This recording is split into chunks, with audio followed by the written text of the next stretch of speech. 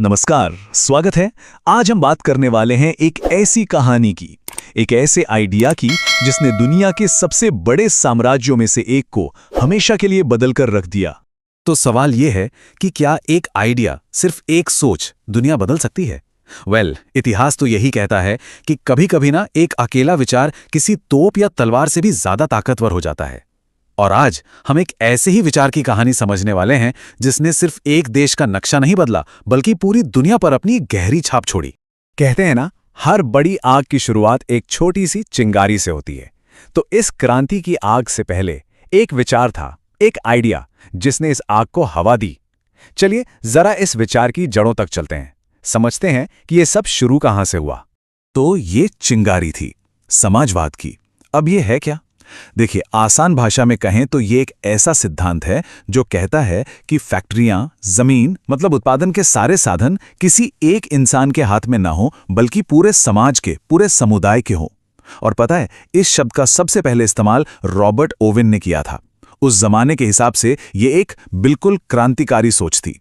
लेकिन इस विचार को एक प्रॉपर थियरी, एक व्यवस्थित सिद्धांत का रूप दिया जर्मनी के कार्ल मार्क्स ने।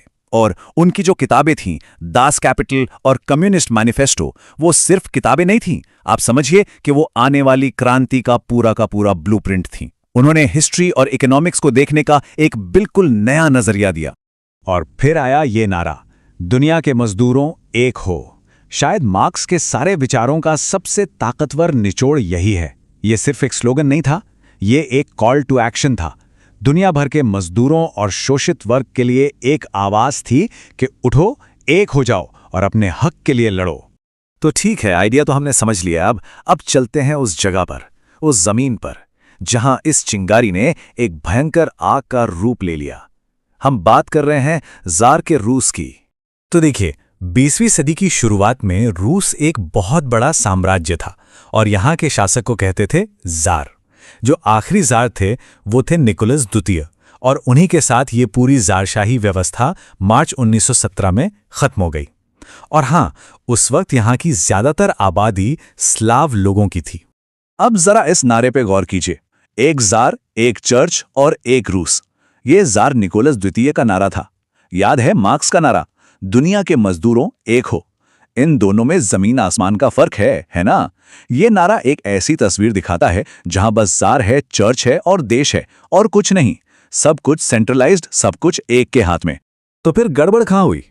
देखिए, लोगों में गुस्सा तो पहले से ही था, लेकिन जो फर्स्ट वर्ल्ड वॉर में रूस की बुरी तरह हार हुई ना, उसने समझिए ताबूत में आखिरी कील ठोक दी। इस जंग ने पूरे साम्राज्य को इकोनॉमिकली और मिलिटरीली, मतलब आर्थिक और सैन्य रूप से बिल्कुल तोड़ कर रख दिया। और बस क्रांति के लिए जमीन तैयार हो गई। और बस यहीं से कहानी उस मोड़ पर पहुंचती है जहां सालों से दबा हुआ गुस्सा और वो एक क्रांतिकारी आइडिया दोनों मिलकर एक ऐसी ज्वाला बने जिसने सब कुछ जलाकर राख कर दिया। देखिए, कोई भी क्रांति रातों रात नहीं होती। इसकी बुनियाद भी काफी पहले 1903 में रखी गई थी, जब सोशल डेमोक्रेटिक पार्टी बनी। लेकिन फिर वही हुआ जो अक्सर होता है, पार्टी के अंदर ही सोच का फर्क आ गया और पार्टी दो हिस्सों में टूट गई। और इसी सब के चलते आखिरकार मार्च 1917 में जार का शासन खत्म हुआ। तो पार्टी बन गई दो ग्रुप्स में। एक थे बोल्शेविक, जिसका मतलब होता है मेजॉरिटी या बहुमत, और दूसरे थे मेंशेविक यानी माइनॉरिटी या अल्पमत। बोल्शेविकों के लीडर थे व्लादिमीर लेनिन, और उनका मानना था कि क्रांति फटाफट होनी चाहिए और इसे लीड करेंगे कुछ प्रोफेशनल क्रांतिकारी, एक छोटा सा ग्रुप। दूसरी तरफ मेंशेविक थे, जो चाहते थे कि ये सब धीरे धीरे हो और ज्यादा से ज्यादा लोग इसमें शामिल हों। अब ये तारीख, इसे ध्यान से देखिए, 7 नवंबर 1917। यही वो दिन था जब लेनिन की लीडरशिप में बोल्शेविकों ने सत्ता पर कब्जा कर लिया। ये दिन था बोल्शेविक क्रांति का, एक ऐसा दिन जिसने रूस की तारीख को हमेशा हमेशा के लिए बदल दिया। और लेनिन की कामयाबी के पीछे एक बहुत बड़ी वजह थी, सही टाइम पर सही मैसेज देना। सोचिए, पूरा देश जंग से थक चुका था, सब परेशान थे, और ठीक उसी वक्त लेनिन का यह सिंपल सा नारा आया, युद्ध का अंत करो। बस ये नारा लाखों रूसियों की अपनी आवाज बन गया और उन्हें जबरदस्त सपोर्ट मिला। तो क्रांति कामयाब हो गई, जार का राज खत्म हो गया। लेकिन असली चुनौती तो अब शुरू हुई थी। एक टूटे हुए साम्राज्य के खंडरों पर एक बिल्कुल नया देश बनाना था। सत्ता में आते ही लेनिन ने अपनी पकड़ मजबूत करने के लिए एक के बाद एक कई बड़े कदम उठाए। सबसे पहले उन्होंने अप्रैल थीसिस में अपना पूरा प्लान बताया। फिर अपने विरोधियों से निपटने के लिए चेका नाम की एक सीक्रेट पुलिस बनाई।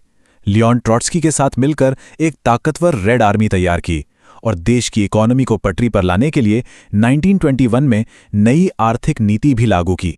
लेकिन हाँ, लेनिन इस सब में अकेले नहीं थे। उनके साथ लियोन ट्रॉट्स्की जैसे बड़े विचारक थे जिन्होंने परमानेंट रेवोल्यूशन की थ्योरी दी। और फिर थे जोसेफ स्टालिन, जिन्हें बहुत से लोग मॉडर्न रूस का निर्माता मानते हैं। ये सब इस नई व्यवस्था के बड़े चेहरे थे। फिर 1924 में लेनिन की मौत हो गई और उसके बाद शुरू हुआ सत्ता का संघर्ष, जिसने रूस के भविष्य की दिशा ही बदल दी। तो आखिर में हम उसी सवाल पर वापस आते हैं। इस क्रांति ने एक नया रूस तो बनाया, इसमें कोई शक नहीं, और इसने दुनिया भर में और भी क्रांतियों को इंस्पायर किया। लेकिन क्या इसका ओवरऑल असर पॉजिटिव था? क्या इसने सच में दुनिया को एक बेहतर जगह बनाया? इसका जवाब शायद इतिहास की किताबों में है और शायद हम सबके अपने अपने नजरिए में भी है। पर यह एक ऐसा सवाल है जिस पर सोचना बहुत जरूरी है। जब तक न सफल हो नींद चैन को त्यागो तुम। जब तक न सफल हो नींद चैन को त्यागो तुम। संघर्ष का मैदान छोड़कर मत भागो तुम। कुछ किए बिना ही जय जयकार नहीं होती। कोशिश करने वालों की कभी हार नहीं होती।